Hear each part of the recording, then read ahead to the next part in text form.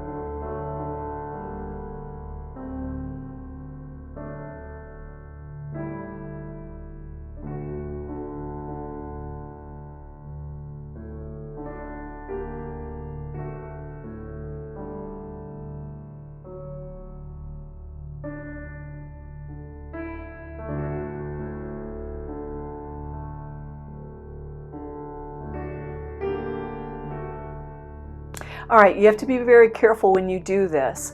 I am adding a wash in the back. Everything was wet except for the bug and the flower.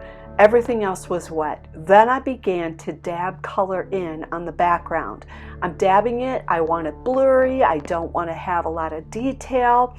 And if I've got this paper nice and wet, and you can almost see the shimmer of my light in this paper, and while I'm adding the paint on, that is so perfect for getting this beautiful background where the colors blend together.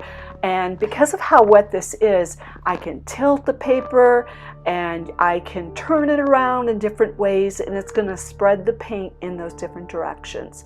So I'm painting around the bug very carefully and the flower. I am not touching anything in that area. And if you have to work on a painting like this and you feel like, oh my God, am I going to be able to do it? There is a permanent masking fluid that you can put on top of like the yellow and the bug, and it will protect that area while you go ahead, just splash and put on the background that you want to. So while my paint was wet in that background, I added a tiny bit of salt crystals that are just above where that ladybug is. So you see that little bit of white up there, that's salt. And I added it on when the paper was not totally dry, but it was drying very well. And I recommend playing with salt so you can figure out what it looks like when you put salt on something that's super wet. It will create a lot of texture. But the more that the paper has dried and then you touch a little bit of salt in there, it'll create these really cool, tight, small textures like this one did. And I feel like that's perfect. Just a tiny bit of texture added into that background. It makes it interesting. So back to the flower. I'm layering colors on. I'm continuing to add paint upon paint, and I let things dry in between. And this small red square brush at the very end, I'm using that to help lift out some of the highlights of the where the light shines in the petal. So that's what that square one's doing. I have a little bit of water on it, and I rub an area that I want to be lighter, and it actually lifts it off. All these fun tricks. I love watercolor. It's so much fun.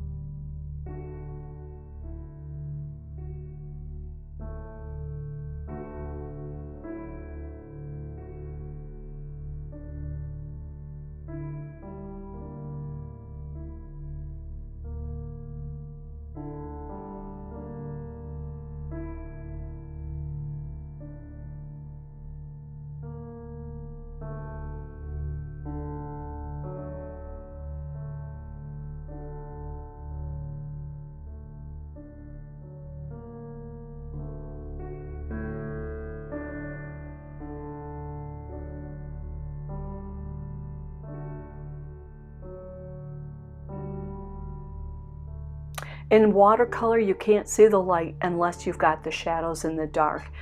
And when you look at some of these petals that I'm painting and I'm adding in those shadow tones, it makes the flower look more three-dimensional. So I've moved on to my little bug, and I'm going to wind up touching the bug, and I'm going to go through and touch some of the petals. But the bug, do you remember how we started off with cerulean blue at that highlight? And the highlight looks really good now. It's not pure white, and we wouldn't want that because it might look a little flat because it's a large highlight. So a little bit of cerulean blue, a little tiny bit of gray color is perfect for that. So I am using wet on wet in the middle of this flower. And the wet on wet is allowing me to dab down a little bit of dark color, let it bleed, and it makes it look really good. I would love to see your work, guys. Show me on Instagram. And if you have enjoyed this video, please hit subscribe. I would love to see you the next time. And I just so appreciate tuning in with you again.